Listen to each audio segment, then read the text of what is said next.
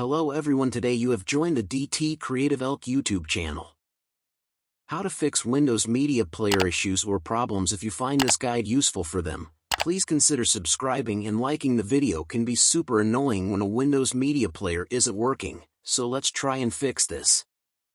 First of all, come to the bottom of your computer and click on Search, and you want to go and type in Windows Speeches.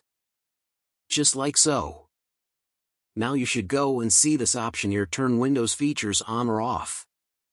Go and click on it. Now what you need to do is go and locate media features just here and go over to the right and click on the plus to expand. And what you need to do is click on the take just to the left like so.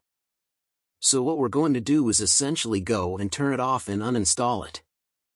So where it says, do you want to continue, press yes.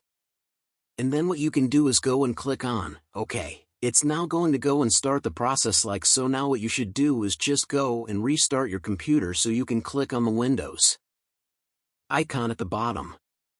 Then go and click on the power button and go and click on restart after your computer has restarted.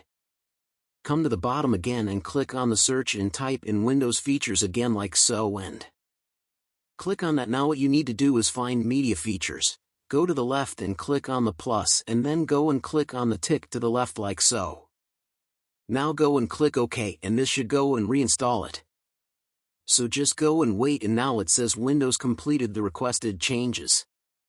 You can go and press close. Now come to the bottom of your computer. Click on the search, and now it should now be reinstalled, and you can try using it, and hopefully your problem will now be resolved. I hope you can understand. Thanks for watching this video. Don't forget to like and subscribe to my channel.